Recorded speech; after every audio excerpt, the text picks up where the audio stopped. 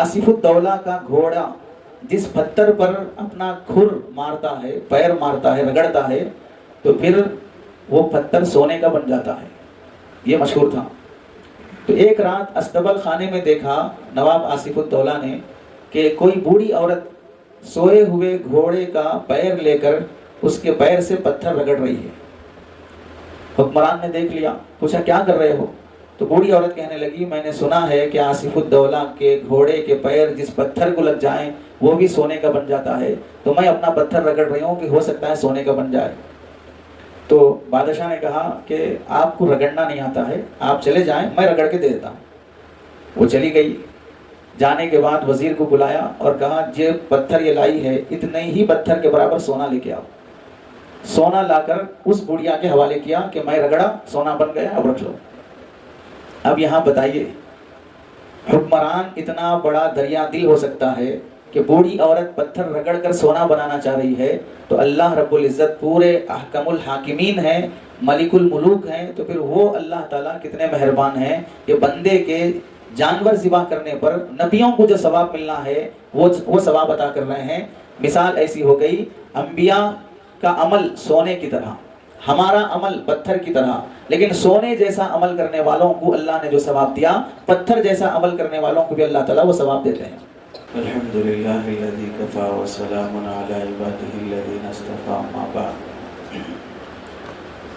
मेरे मोहतरम अज़ीज़ों, बुज़ुर्गों और दोस्तों, आज का मौजू है हज़रत इब्राहीम अलैहिस्सलाम की सुन्नत, कुर्बानी की हकीकत और इस्लाम पर जो एतराज़ होता है कि कुर्बानी अक़ल के ख़िलाफ़ है, कुर्बानी रहम के ख़िलाफ़ है, कुर्बानी माल ज़ाय करना है। तो इस तरह के एतराज़ात की भी हकीकत जानना मुसलमान को इसलिए भी ज़रूरी है कि अगर ये मालूम नहीं होगा, पहला ज़माना था जिसमें अल्लाह का हुक्म है, रसूलुल्लाह सल्लल्लाहु अलैहि वसल्लम का फरमान है, तो मुसलमान मान लेता था। अब ये ज़माना है जिसमें मुसलमान को रीज़न और हिकमत भी बताना पड़ता है कि ये क्यों रखा गया है, इसकी वजह क्या है। जबकि मुसलमान की सोच और मुसलमान की तबीयत ऐसी नहीं होनी चाहिए कि हम अल्लाह का हुक्म पूरा करने के लिए वजह मालूम होगी तो ही पूरा करेंगे, अगर हुक्म की हिकमत मालूम नहीं होगी तो हम हुक्म पूरा नहीं करेंगे। ऐसी सोच मुसलमान की नहीं होना चाहिए। उसकी तफसील आगे ज़िक्र की जाएगी। पहला जो मौजू है आज के उन्वान का, हज़रत इब्राहीम अलैहिस्सलाम के वाक़ये से हमको क्या सबक मिलता है, और वो वाक़या सिर्फ कुर्बानी से मुताल्लिक़। पूरी ज़िंदगी अम्बिया अलैहिमुस्सलाम की बहुत से असबाब पर मुश्तमिल होती है। इबरत और सबक की निगाह से देखने वाले अक्लमंद मुसलमानों के लिए उसमें बहुत कुछ नुकात और असबाक होते हैं, लेकिन यहाँ सिर्फ कुर्बानी से मुताल्लिक़ जो अहम नुकात हैं उसे ज़िक्र किए जाएंगे।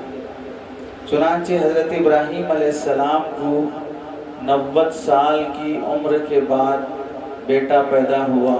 बहुत सी दुआओं अल्लाह के सामने गिड़गिड़ाने के बाद अब एक तो उम्र का बुढ़ापा, दूसरा तमन्ना और मुरादें, और एक इकलौता बेटा पैदा होना, उसको अल्लाह ताला ने ज़िबह करने का ख्वाब में हुक्म दिया। चूँकि अंबिया का ख्वाब भी वही के दर्जे में होता है। हम और आप ख्वाब देखें तो हमारे ख्वाब की कोई हैसियत नहीं होगी।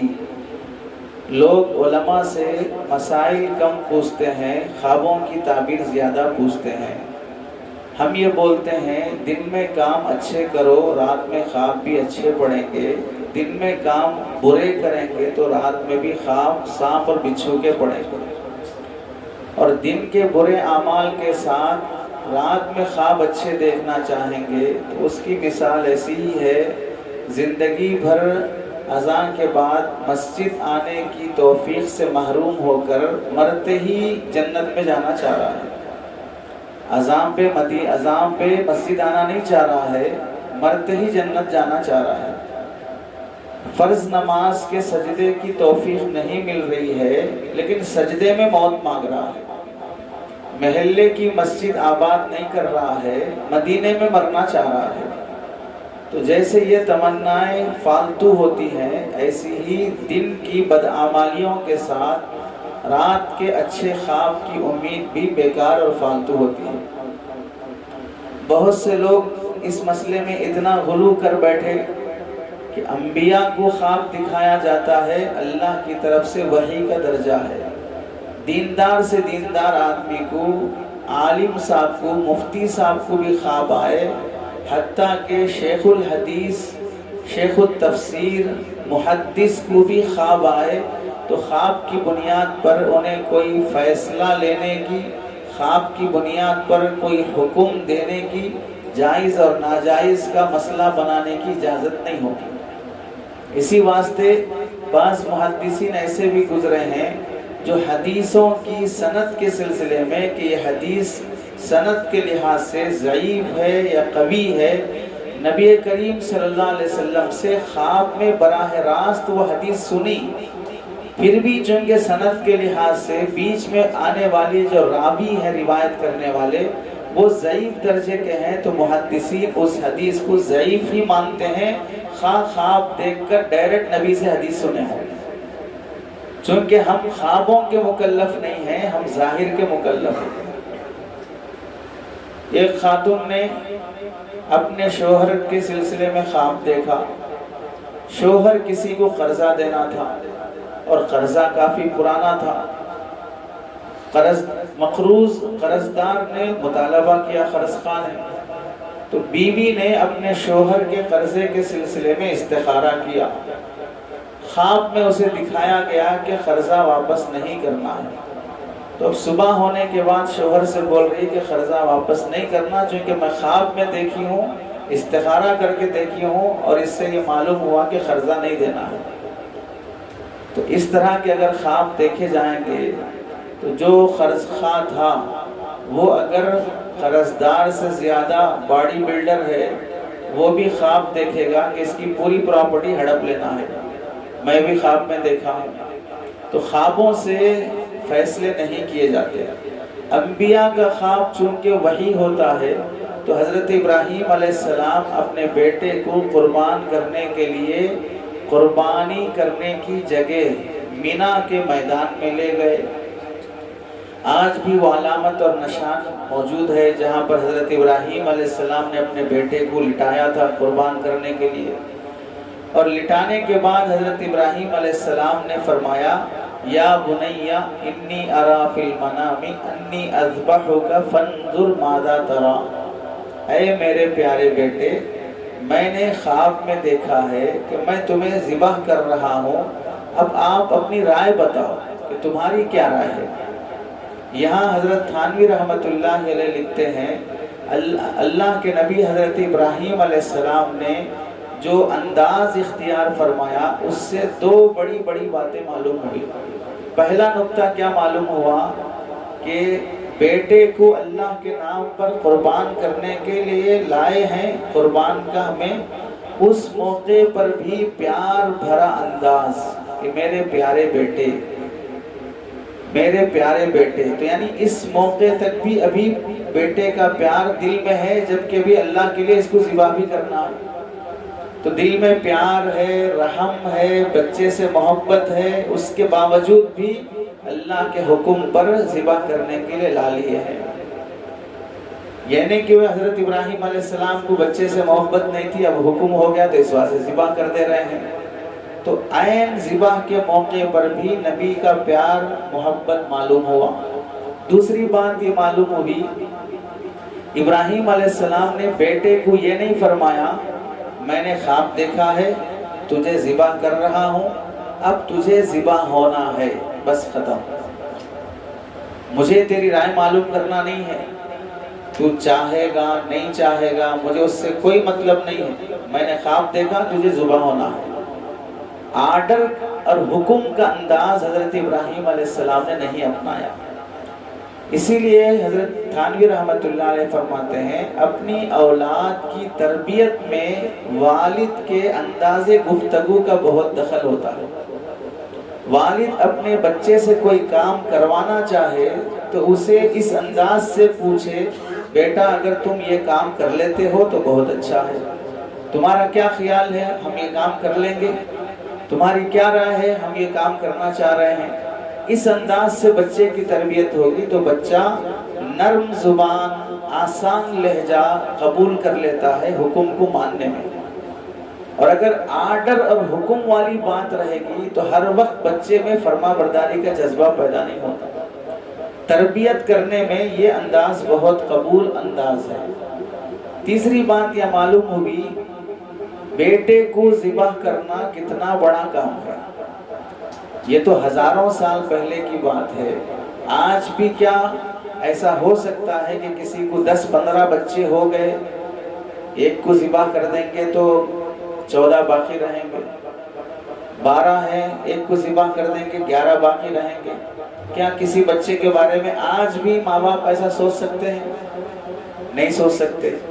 بیٹا ایک ہی ہے تو پھر کیسا سوچا جائے گا کہ اسے ذبح کر دیا جائے؟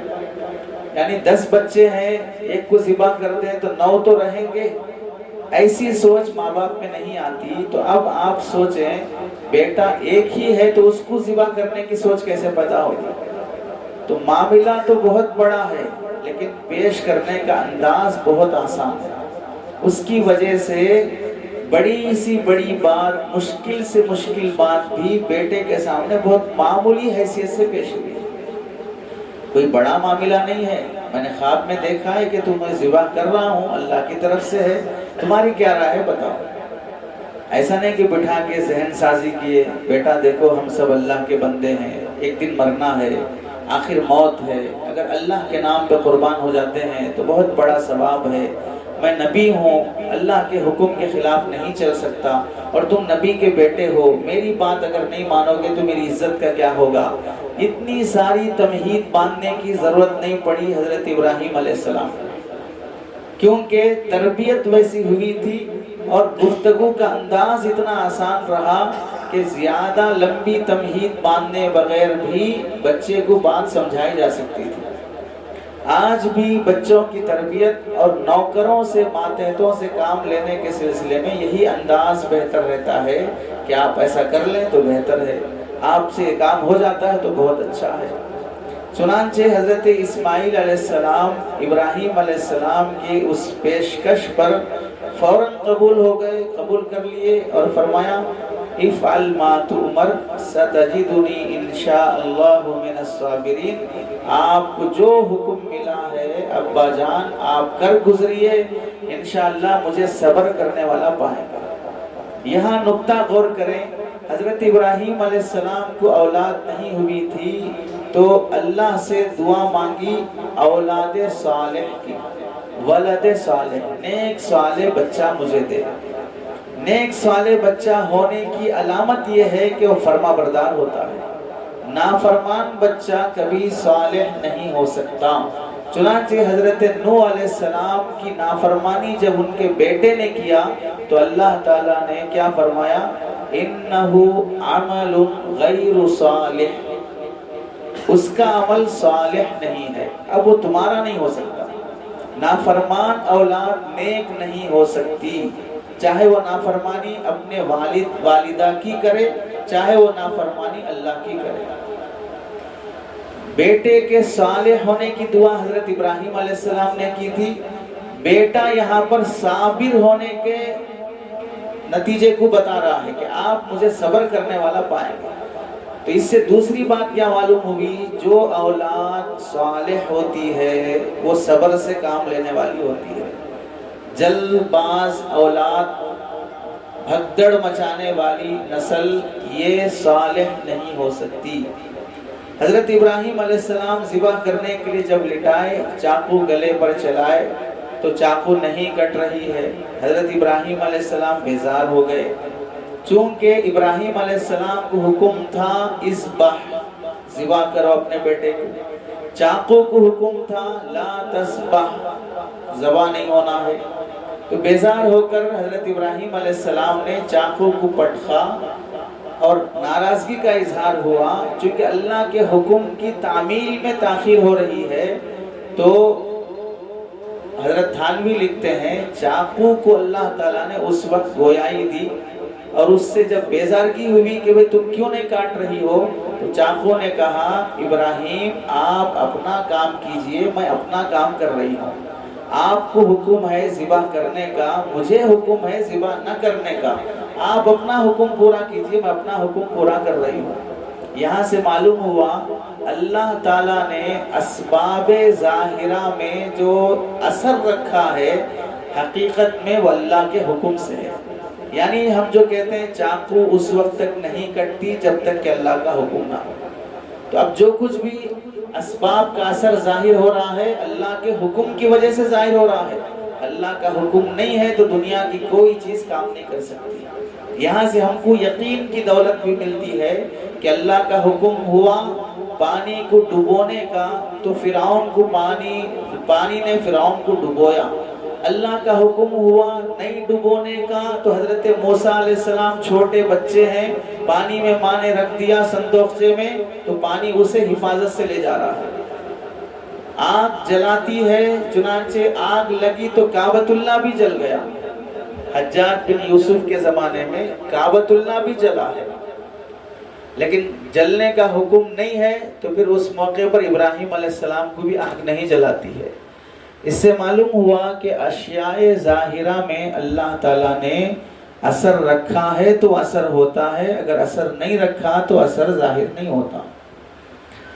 اب یہاں ایک چیز ہم کو سمجھنا ہے، ابراہیم علیہ السلام بیٹے کو ذبح کرنے تیار ہو گئے، بیٹا ذبح ہونے تیار ہو گیا، اور دونوں ذبح کے لیے لیٹ گئے، ذبح کے لیے چاقو بھی چلا دیے۔ دونوں کے عمل میں سب سے زیادہ تعجب کس کے عمل سے ہے؟ بیٹے کو ذبح کر دینا، باپ کا یہ کام عجیب ہے، یا بیٹے کا جس کی 9 10 سال 13 سال کی عمر ہے اس کا ذبح ہونے کے لیے تیار ہو جانا یہ عجیب ہے؟ دونوں میں سے کس کا عمل عجیب ہے؟ تعجب کے لحاظ سے اگر دیکھا جائے تو حضرت اسماعیل علیہ السلام کا عمل عجیب ہے۔ ابراہیم علیہ السلام نبی بن چکے تھے، انہیں خلیل اللہ ہونے کی بشارت مل چکی تھی، اور کامل اتباع اور اللہ سے دوستی خواب میں ذبح کی حقیقت سب دکھا دیے تھے۔ اب فرما برداری کے علاوہ کوئی راستہ نہیں ہے، تو حضرت ابراہیم علیہ السلام کمال درجے کو پہنچ چکے تھے۔ اب ویسے نبی کا اطاعت کر لینا بمقابل 13 سال کا بچہ جو نبی بھی نہیں بنا ہے، عقل کامل بھی نہیں ہوئی ہے، وہ ذبح ہونے کے لیے چوں و چرا کیے بغیر تیار ہو جانا، یہ زیادہ عجیب بات ہے۔ تو دونوں کے معاملے میں حضرت ابراہیم علیہ السلام سے زیادہ اسماعیل علیہ السلام کا ذبح ہونے کے لیے تیار ہو جانا یہ تعجب کی بات ہے۔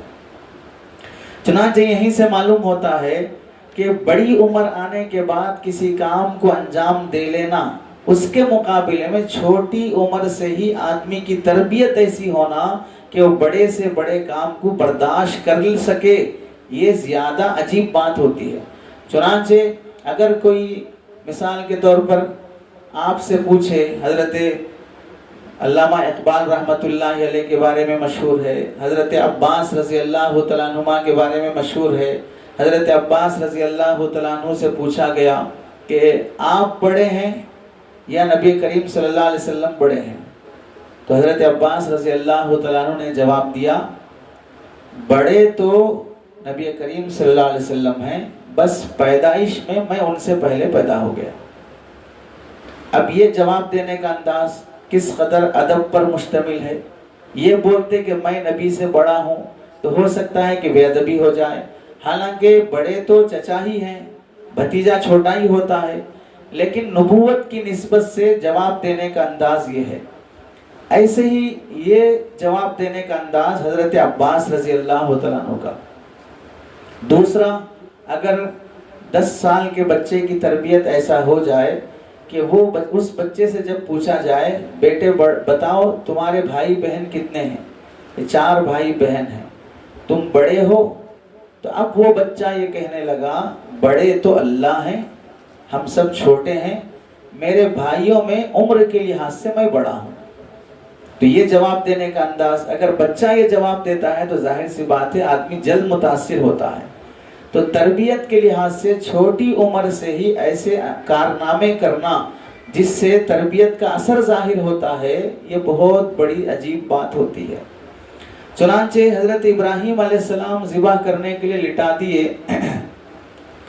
تو یہاں ایک سوال یہ ہوتا ہے کہ کیا اتنا بڑا کام بڑھاپے کی عمر میں ایک بیٹا ہوا، بڑی منتوں اور دعاؤں کے بعد ابراہیم علیہ السلام اپنی ہوش اور حواس عقل کے ساتھ یہ کام کیا، یا اللہ کے سامنے مجبور ہو کر اب کوئی راستہ نہیں ہے کرنا ہی پڑے گا، مان نہ مان زبردستی سے مغلوب العقل ہو کر بدحواسی میں بدہوشی میں کہ مجھے اب ہوش ہی نہیں ہے میں کیا کام کر رہا ہوں، ایسی حالت میں نعوذ باللہ حضرت ابراہیم علیہ السلام نے بیٹے پہ چاقو چلائی۔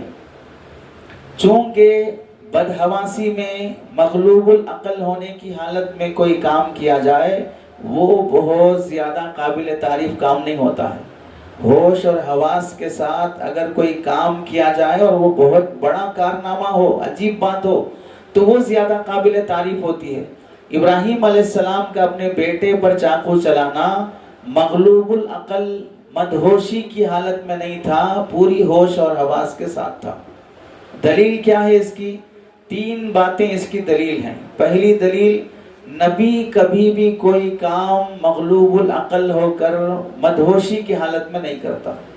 جیسے آج کل کے نوجوانوں میں ایک حالت یہ ہے کہ جب بھی میاں بیوی میں لڑائی جھگڑا ہو گیا، غصے میں آ گئے، فوراً زبان سے نکل جاتا ہے طلاق طلاق طلاق۔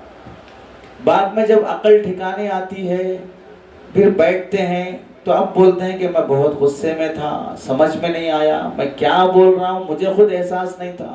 تو کیا ایسی حالت میں بھی طلاق ہو جاتی ہے؟ تو اب وہ اپنی حالت کی ترجمانی کر رہا ہے کہ میں عقل سے باہر ہو گیا تھا، کیا کر رہا ہوں سمجھ میں نہیں آ رہا تھا، کیا بول رہا ہوں سمجھ میں نہیں آ رہا تھا، اس واسطے یہ جملے نکل گئے۔ انبیاء سے کبھی بھی ایسی حالت نہیں ہوتی ہے کہ اپنے آپ میں نہیں ہے، بے قابو ہو گئے، ایسی کیفیت نبی سے کبھی نہیں ہوتی ہے۔ دوسری دلیل، اللہ تعالیٰ قربان کرنے کے لیے حضرت ابراہیم علیہ السلام نے چاقو چلائی تو اللہ اسے فرماتے ہیں قد صدقت الرؤیا۔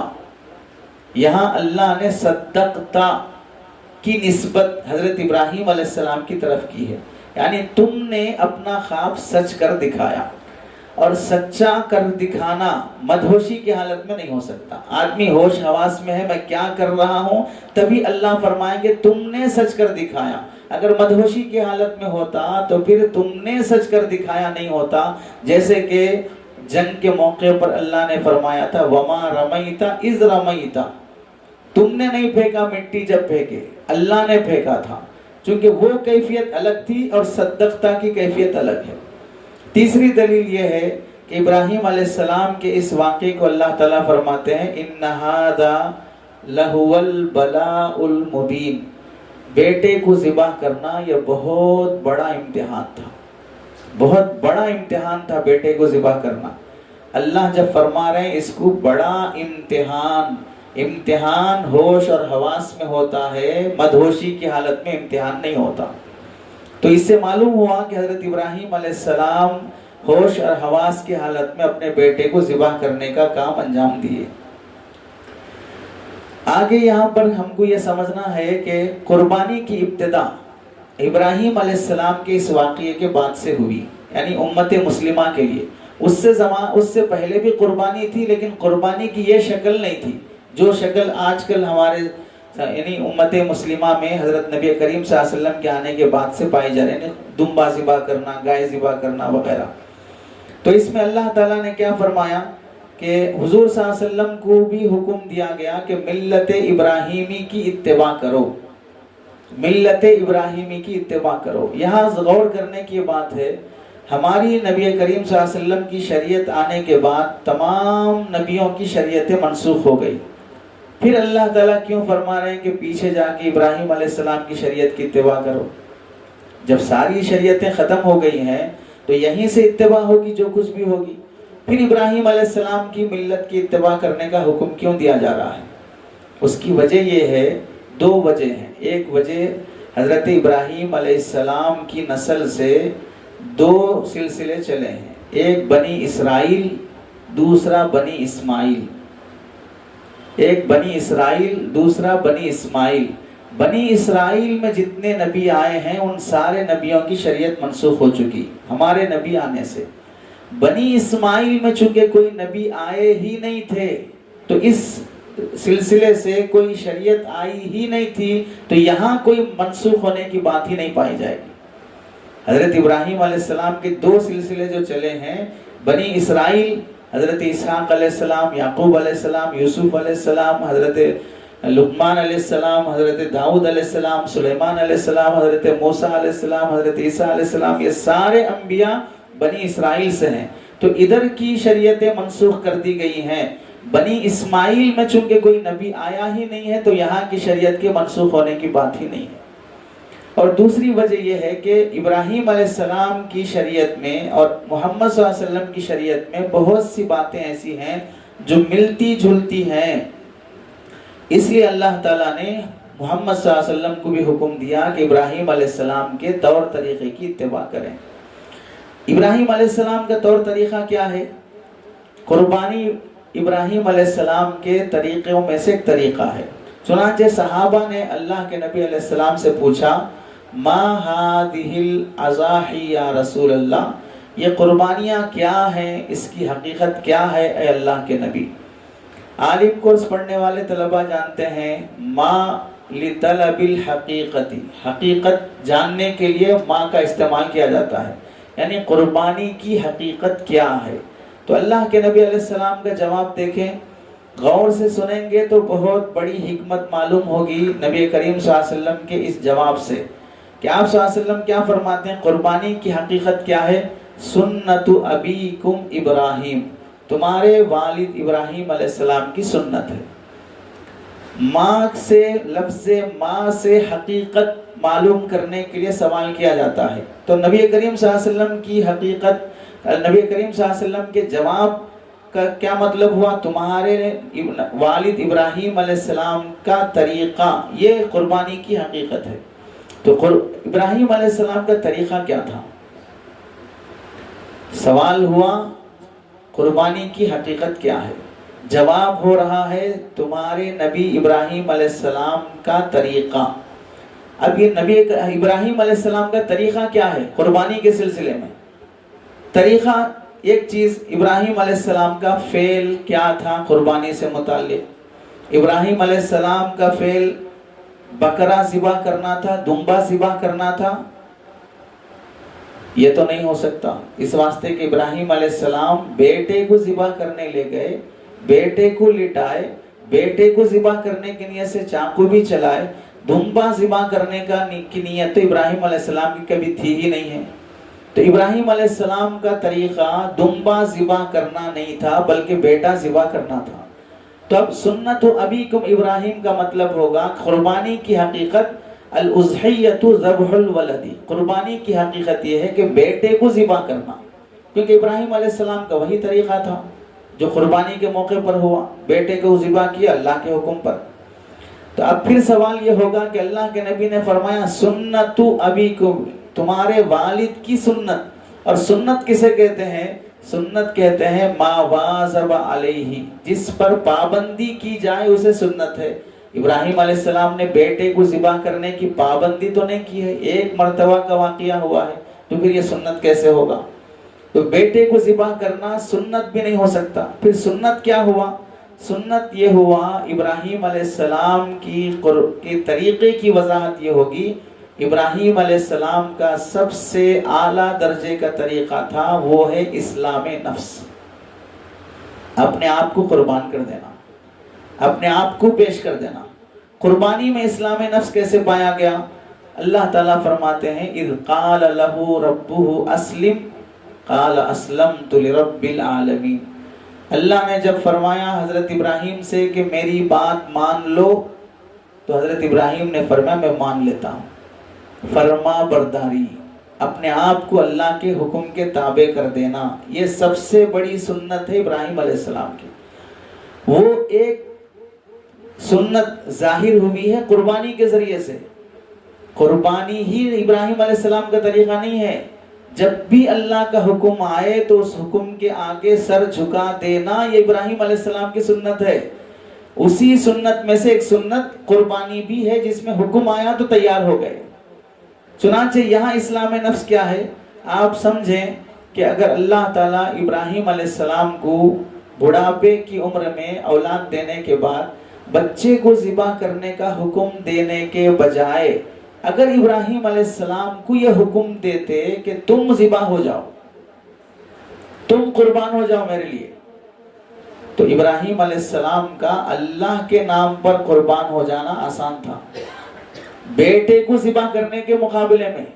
اس واسطے کہ خودکشی، اپنے آپ کو مار لینا ایک وقت کی بات ہے. فنا ہو جائیں گے، چلے جائیں گے، کوئی مسئلہ نہیں ہے، حکم اللہ کے حکم پر ہی تو جا رہے ہیں. لیکن بڑھاپے کی عمر میں معصوم اولاد کو جو بڑی دعاؤں کے بعد پیدا ہوئی ہے اسے اپنے ہاتھ سے ذبح کرنے کا حکم دینا یہ ایک بار کی موت نہیں ہے، بار بار کی موت ہے.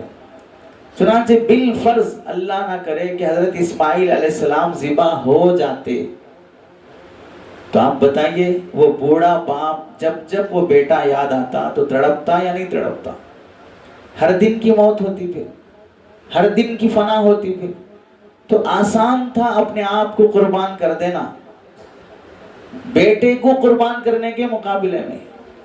تو حضرت ابراہیم علیہ السلام نے یہاں پر بھی اپنے آپ کے قربان کر دینے کے مقابلے میں جو حکم مشکل ہے اولاد کو ذبح کرنا، اس حکم کو ماننے کے لیے بھی تیار ہو گئے. اسے کہتے ہیں اسلام نفس، فناء نفس، فدائے نفس، کہ اپنے آپ کو اللہ کے حکم کے لیے فنا کر دو. اور یہاں فنا کیا ہے؟ تمہارا ذبح ہونا کوئی کمال نہیں ہے، اللہ کے حکم پر اپنے بیٹے کو ذبح کرنے کے لیے تیار ہو جاؤ، یہ فناء نفس ہے، یہ بڑا کمال ہے. اسی واسطے حضرت تھانوی فرماتے ہیں کہ ابراہیم علیہ السلام کا بیٹے کو ذبح کرنے کے لیے تیار ہو جانا یہ بہت بڑا کمال درجے کا عمل ہے، کوئی شخص تیار نہیں ہو سکتا. چنانچہ آپ دیکھیں بنی اسرائیل کو اللہ نے ایک موقع سے فرمایا تھا وَلَوْ أَنَّا كَتَبْنَا عَلَيْهِمْ أَنِ اقْتُلُوا أَنفُسَكُمْ أَوِ اخْرُجُوا مِنْ دِيَارِكُمْ مَا فَعَلُوهُ إِلَّا قَلِيلٌ مِّنْهُمْ. اگر ان لوگوں کو یہ حکم دیا جاتا کہ تم اپنے آپ کو قتل کر لو، کوئی قتل کرنے واسطے تیار نہیں ہوتا، اپنے آپ کو قتل کرنے کے لیے بھی تیار نہیں ہوتے. تو ابراہیم علیہ السلام کو حکم ہوتا تو وہ تو پہلے تیار ہو جاتے. بیٹے کو ذبح کرنے کا حکم ملا، یہ بہت بھاری حکم ہے. جب ابراہیم علیہ السلام بیٹے کو ذبح کرنے والا بھاری حکم ماننے کے لیے بھی تیار ہو گئے تو اپنے آپ کو قتل کرنا تو اس سے چھوٹا حکم ہے، اس کے لیے بدرجہ اولا تیار ہو جائیں گے. تو یہاں سے معلوم ہوا کہ اشد کے تحت میں اخف بھی داخل ہوتا ہے، یعنی بڑی قربانی دینے والا شخص چھوٹی قربانی کے لیے بھی بدرجہ اولا تیار ہو جاتا ہے. بڑی قربانی کے تحت میں چھوٹی قربانی بہر صورت داخل ہوئی جاتی ہے. اب یہاں حیوان ذبح کرنا یعنی جانور ذبح کرنا قربانی کی حقیقت کس درجے ہوئی، کیسے ہوئی؟ ابراہیم علیہ السلام کا طریقہ جانور ذبح کرنا یہ سنت کیسے بنا؟ جبکہ ابراہیم علیہ السلام بیٹے کو ذبح کرنے کے لیے چلے تھے، ارادہ بھی نہیں تھا جانور ذبح کرنے کا، لیکن ہم سب لوگوں کے لیے سنت بیٹا ذبح کرنا نہیں ہے، جانور ذبح کرنا ہے. تو ابراہیم علیہ السلام کا بیٹا ذبح کرنا وہ ہوا عمل جس کو اللہ کے نبی اللہ نے فرمایا قد صدقت الرؤیا. اور ہم جو کر رہے ہیں وہ اولاد ذبح نہیں کر رہے ہیں بلکہ جانور ذبح کر رہے ہیں. تو ابراہیم علیہ السلام کی سنت ہوئی بیٹا ذبح کرنا اور ہماری سنت ہے جانور ذبح کرنا، تو دونوں ایک ساتھ نہیں ہوئے تو سنت ابیکم ابراہیم کیسے ہوا؟ ابراہیم علیہ السلام نے تو بیٹا ذبح کیا تھا اپنے فعل اور ارادے سے، اور ہم جو اپنے فعل اور ارادے سے کر رہے ہیں وہ جانور ذبح کر رہے ہیں، تو دونوں سنت کیسے ہوئے؟ اسے بہت بڑا نقطہ علماء لکھتے ہیں، ابراہیم علیہ السلام نے بھی اللہ کے حکم پر بیٹا ذبح کیا، یعنی کرنے کے لیے تیار ہو گئے، گویا کہ اللہ کی نظر میں تو وہ ذبح ہو ہی گیا۔ اسی واسطے اسماعیل علیہ السلام کا لقب کیا ہے؟ اسماعیل ذبیح اللہ، ذبیح فعیل کے وزن پر بمعنی مفعول، جو اللہ کے نام پہ ذبح ہو چکا اسے کہتے ہیں ذبیح۔ تو اسماعیل ذبیح اللہ لقب اسی واسطے پڑا ہے کہ اسماعیل علیہ السلام ذبح ہو گئے گویا کہ۔ تو ابراہیم علیہ السلام نے اللہ کے حکم پر گویا کے بیٹے کو ذبح کر دیا، اور ہم بھی اللہ کے حکم پر جانور ذبح کر رہے ہیں، تو دونوں میں علت مشترکہ ہوئی اللہ کا حکم۔ وہاں بھی حکم تھا، یہاں بھی حکم ہے، تو حکم پورا کرنے کے لیے ابراہیم علیہ السلام بیٹے کو لٹا دیے، ہم حکم پورا کرنے کے لیے جانور لٹا دیے۔ اللہ ابراہیم علیہ السلام کو جو ثواب بیٹا ذبح کرنے پر دے گا، اس امت کو جانور ذبح کرنے پر وہ ثواب دے گا۔ اللہ تعالیٰ ابراہیم علیہ السلام کو بیٹا ذبح کرنے پر جو ثواب دیا، وہ ثواب اس امت کو جانور ذبح کرنے پر دے گا۔ تب جا کر یہ بات پوری ہوتی ہے سنت ابیکم ابراہیم، کہ تمہارے ابراہیم والد کی سنت ہے۔ چنانچہ یہاں سے بات معلوم ہوئی، اللہ کا کرم ہوا کہ اللہ تعالیٰ اس امت کو اتنا بڑا انعام دیا کہ انبیاء علیہ السلام میں سے حضرت ابراہیم جیسے جلیل القدر نبی کو جو حکم دیا تھا، وہ حکم اللہ تعالیٰ نے اس امت کو دیا۔ وہاں بیٹا حکم ذبح کیا گیا تھا۔ یہ اور بات ہے کہ چاقو بیٹے پہ نہیں چلی، دمبے پہ چل گئی۔ اگر دمبے پہ چاقو نہ چلتی اور بیٹے کے گردن پہ چاقو چلتی، تو پھر پوری دنیا میں اولاد ذبح کرنا سنت بنتا، پوری دنیا میں بیٹے کو ذبح کرنا سنت بنتا۔ تو پھر ہر آدمی صاحب اولاد تو نہیں ہے کہ بیٹے کو ذبح کرے، اور ہر آدمی بیٹے کو ذبح کرنے کی طاقت بھی نہیں رکھ سکتا۔ یہ بہت بڑی آزمائش ہو جاتی۔ جب نبی کے لیے بڑی آزمائش ہے تو امتی کے لیے کتنی بڑی آزمائش ہو جاتی۔ لوگ بیٹا ذبح کرنا تو دور کی بات، حج عمرے پہ جانے کے بعد بال کاٹنے کے لیے تیار نہیں ہوتے۔ کٹنگ میرے بال چلے جائیں گے، سائڈ سے چھوٹے چھوٹے کرا لیتے۔ گردن کٹانے کی بات کہاں سے کریں گے جبکہ بال کٹانے کے لیے تیار نہیں ہے؟ سر جھکانے کی بات کہاں سے کریں گے جبکہ سر کٹانے کے لیے تیار نہیں ہے؟ تو یہ بہت بڑی بات ہو جاتی ہے اگر اولاد ذبح کرنے کی بات کہی جاتی۔ یہ اللہ تعالیٰ کا کرم ہے کہ اللہ تعالیٰ نے نبیوں میں سے سب سے اعلیٰ درجے کے مقام رکھنے والے پورے انسانوں میں ان کو ان کی آزمائش اور امتحان پر جو ثواب دیا، وہ ثواب اللہ تعالیٰ عام انسانوں کو ان کے چھوٹے سے عمل پر وہ ثواب عطا کر رہا ہے۔ یہ اللہ کا بہت بڑا انعام ہے۔ اس سے قربانی کا ثواب بھی معلوم ہو گیا۔ اس ثواب کو سمجھنے کے لیے ایک دو واقعوں سے سمجھیں۔ ہندوستان کے نوابوں میں، حکمرانوں میں ایک نواب صاحب گزرے ہیں، آصف الدولہ۔ یہ بڑے حکمران اور بادشاہوں میں سے گزرے ہیں، آصف جاہی حکومت کے۔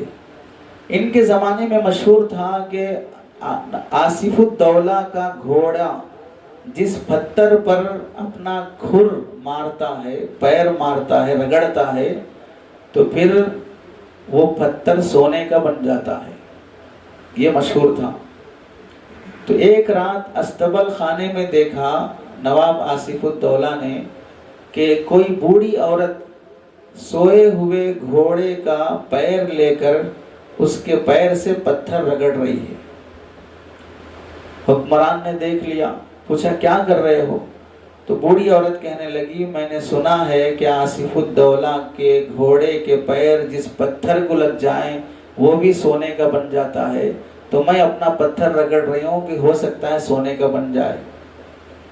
تو بادشاہ نے کہا کہ آپ کو رگڑنا نہیں آتا ہے، آپ چلے جائیں، میں رگڑ کے دے دیتا ہوں۔ وہ چلی گئی۔ جانے کے بعد وزیر کو بلایا اور کہا یہ پتھر یہ لائی ہے، اتنے ہی پتھر کے برابر سونا لے کے آؤ۔ सोना लाकर उस बुढ़िया के हवाले किया कि मैं रगड़ा, सोना बन गया, अब रख लो।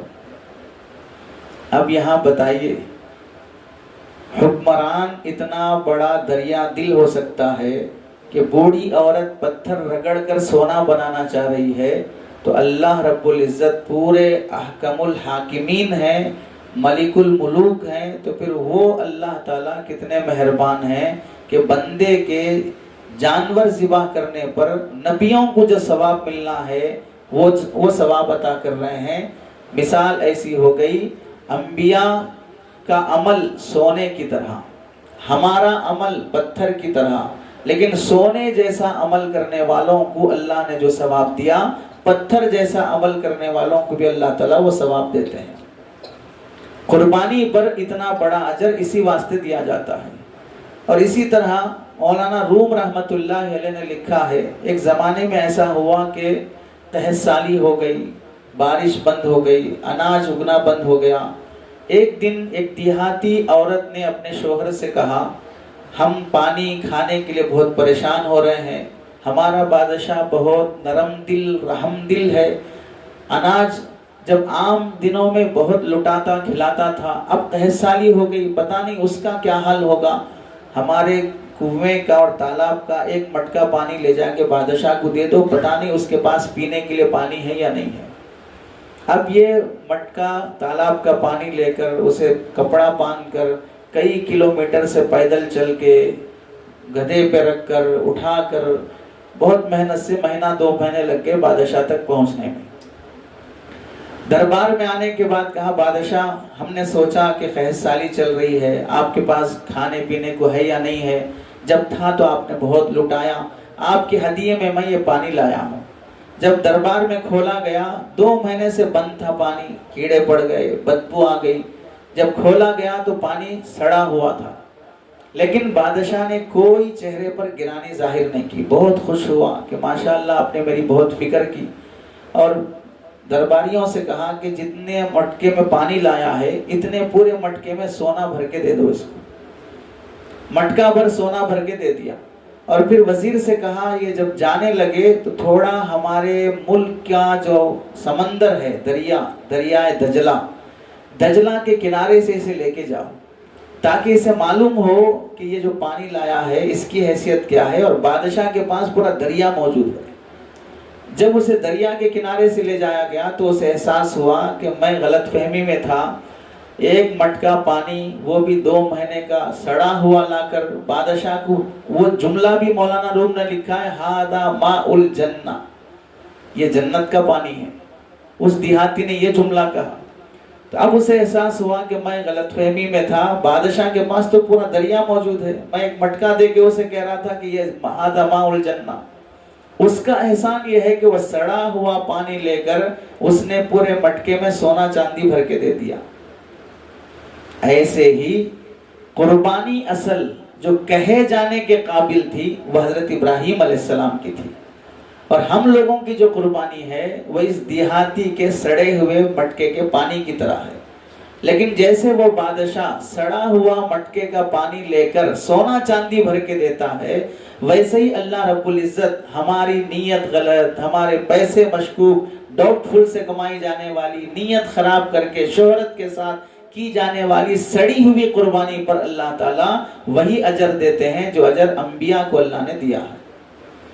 चुनांचे इस अजर के पेश नजर उलमा ने लिखा, हज़रत थानवी रहमतुल्लाह अलैह फरमाते हैं, इतना बड़ा अजर जब अल्लाह कुर्बानी पर दे रहा है जो नबी को अल्लाह ने दिया है, तो अगर किसी के पास बिलफर्ज कुर्बानी के लिए पैसे ना भी हों तो उसे चाहिए कि कुर्बानी के इस अजर को पाने के लिए वो नफिल कुर्बानी ही करे।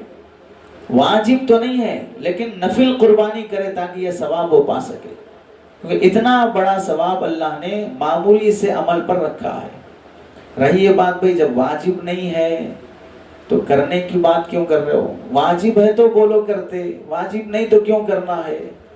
तो ऐसे लोगों से सवाल है, जान बचाने के लिए कितना खाना वाजिब है उतना ही खाओ, मंदी बिरयानी क्यों खा रहे हो? इससे जान बचाना तो जरूरी नहीं है। जान तो चंद लुक़मों से भी बच जाती है, रोटी चटनी से भी बच जाती है, उतना ही खाना वाजिब है। پیٹ بھر کر کھانا تو واجب نہیں ہے، تو یہاں کھاتے وقت خیال نہیں آیا کہ واجب ہے کیا میں جو کھا رہا ہوں. پہنتے وقت بھی اتنا ہی پہنو جتنا واجب ہے. بھاری بھاری جوڑے پہنتے وقت خیال نہیں آیا کہ میں واجب ہے کیا جو پہن رہا ہوں. فضولیات کے کپڑے پہنتے ہوئے سوال نہیں کیا. گاڑیاں گھومنے کے لیے کروڑوں اور لاکھوں کی خریدتے وقت نہیں پوچھا کہ اتنی سواری مہنگی واجب ہے کیا. سائیکل میں بھی جا سکتا ہوں، 11 نمبر کی گاڑی میں بھی جا سکتا ہوں، پھر بھی یہ کیوں میں استعمال کر رہا ہوں، اتنی بھاری چیز کیوں خرید رہا ہوں. اور پھر موبائل خریدتے وقت خیال نہیں آیا 1 لاکھ کا خرید رہا ہوں، گم گیا تو پھر کہاں سے خرید سکتا، لیکن پھر بھی خریدتا ہے. 4000 کے موبائل میں بھی کام ہو سکتا ہے. اصل اسلام یہ ہے، مسلمان یہ سوال نہیں کرے گا کہ واجب ہے یا واجب نہیں ہے. ہاں اپنا عقیدہ درست رکھنے کے لیے سوال کرے کہ یہ واجب ہے یا واجب نہیں ہے. عقیدہ درست رکھنے کے لیے سوال کرتا ہے تو ٹھیک ہے، کیونکہ ضروری کو ضروری سمجھنا بھی ضروری ہے اور غیر ضروری کو غیر ضروری سمجھنا بھی ضروری ہے. واجب کو واجب سمجھنا بھی واجب ہے، غیر واجب کو غیر واجب سمجھنا بھی واجب ہے. غیر واجب کو واجب سمجھ لیا، واجب کو غیر واجب سمجھ لیا، ضروری کو غیر ضروری سمجھ لیا، غیر ضروری کو ضروری سمجھ لیا تو عقیدہ بگڑ جائے گا. تو عقیدہ درست رکھنے کے لیے سوال کرے تو ٹھیک ہے، لیکن عمل درست رکھنے کے لیے یہ سوال کرنا چاہیے کہ اگر میں یہ کام کر لوں گا اللہ خوش ہو جائیں گے، اگر میں یہ کام کروں گا تو اللہ مجھے ثواب دیں گے. یہ سوال مسلمان کا ہونا چاہیے. یہ نہیں ہونا چاہیے کہ واجب ہے تو کریں گے نہیں تو نہیں کریں گے. ادھر اصل مسئلہ یہ ہے کہ آدمی کی فطرت میں دنیا کی اور مال کی محبت اتنی بسا دی گئی ہے. بعض دیندار بھائی بھی جسمانی خدمت، جسمانی عبادت کتنی کرنا ہو ہم کر لیں گے، روزے رکھنا رکھ لیں گے، نمازیں پڑھنا پڑھ لیں گے، تسبیح پڑھنا پڑھ لیں گے. جہاں مالی عبادت کا مسئلہ آتا ہے وہاں ہیلے حوالے شروع ہو جاتے ہیں. واجب ہے کیا؟ حوالہ تو واجب تو نہیں ہے نا، یہ تو اس واسطے ہے نا. تو معلوم ہوا کہ آدمی بدنی عبادت کے لیے تیار ہو جاتا ہے، مالی عبادت کے لیے تیار نہیں ہوتا ہے. وہ مال کی محبت کی وجہ سے، جیسے کہا گیا تھا چمڑی جائے تو جائے دمڑی نہ جائے. چمڑی جائے تو جائے لیکن دمڑی نہ جائے. اس کی ایسی ہی مثال ہے جیسے حضرت تھانوی نے ایک جگہ لکھا تھا کہ ایک آدمی کا کتا مر رہا تھا اور وہ کتے کے مرنے پہ بیٹھ کے بہت رو رہا تھا کہ میرا کتا بہت بچپن سے میں نے پالا لیکن اب مر رہا ہے. کسی نے پوچھا کیوں مر رہا ہے؟ بھوک سے مر رہا ہے، کھانے کے لیے کچھ بھی نہیں ہے. تو دیکھا اس کے بغل میں روٹیاں رکھی ہوئی تھی. تو کسی نے کہا بھئی یہ روٹیاں کھلا دو، کیوں نہیں کھلا رہے ہو جب بھوک سے مر رہا ہے؟ نہیں، اتنی بھی محبت نہیں ہے کہ روٹیاں کھلاؤں. ہاں آنسو بہا سکتا ہوں چونکہ وہ فری میں نکلتے ہیں، اور یہ روٹی نہیں دے سکتا چونکہ پیسے لگتے ہیں اس پر. تو ایسی محبت سے کیا لینا دینا ہے؟ ایسی محبت کیا کہ اللہ کے نزدیک ایسی محبت کا کیا صلہ ملے گا کہ آدمی آنسوں بہا دیتا ہے اس واسطے کہ آنسوں میں پیسے نہیں لگتے، اور روٹی کھلانے تیار نہیں اس واسطے کہ اس میں پیسے لگتے ہیں. تو قربانی کی اس عبادت پر چاہے ہمارے نزدیک پیسہ نہ ہو، نفل قربانی کی بھی آدمی کوشش کرنا چاہیے. اب آخری بات ہے اس موضوع کی کہ قربانی کا مقصد کیا ہے. قربانی کا جو لفظ ہے اس لفظ پہ اگر ہم غور کریں گے، قربان لفظ عربی ہے، اور یہ عربی لفظ ہے ہوا ما یتقرب به الی اللہ تعالی. قربانی ایسا عمل ہے جس کے ذریعے سے اللہ کی قربت حاصل کی جائے. بندہ اللہ کے قریب بن جاتا ہے قربانی کے عمل سے. تو جو بندہ اللہ کے قریب ہونا چاہتا ہے اسے قربانی دینا پڑے گا. اب یہاں قربانی چاہے وہ جانور کی قربانی ہو، نفس کی قربانی ہو، رائے کی قربانی ہو، خواہشات کی قربانی ہو، اللہ کے حکموں کو توڑنے میں جذبات کی قربانی ہو، ان سب کی قربانی سے ہی بندہ اللہ کے قریب پہنچتا ہے. مزے کی نیند آ رہی ہے، چھوڑ کر قربانی دے کر تہجد میں کھڑے ہو جاؤ، قریب ہو جاؤ گے اللہ کے. کسی لڑکی کو دیکھنے میں مزہ آ رہا ہے، اسے چھوڑ دو، اس لذت کو قربان کر دو، اپنی خواہش کو نظریں نیچی کر لو، اللہ کے قریب ہو جاؤ گے. جس حکم کو توڑنے میں اللہ ناراض ہوتے ہوں وہاں اپنی خواہشات اور جذبات قربان کر دو، اللہ کا قریب بن جاتا ہے بندہ. نافرمانی کے ساتھ کوئی بندہ اللہ کے قریب نہیں ہو سکتا. قربانی دراصل اس بات کی بھی تعلیم ہے، عالم کو ہو یا غیر عالم کو ہو، کہ جب ایک جانور بے زبان تمہارے چند ہزار کے پیسوں سے خریدا ہوا، اس جانور کو تم نے پیدا نہیں کیا، تم نے خریدا ہے، پیدا اللہ نے کیا ہے۔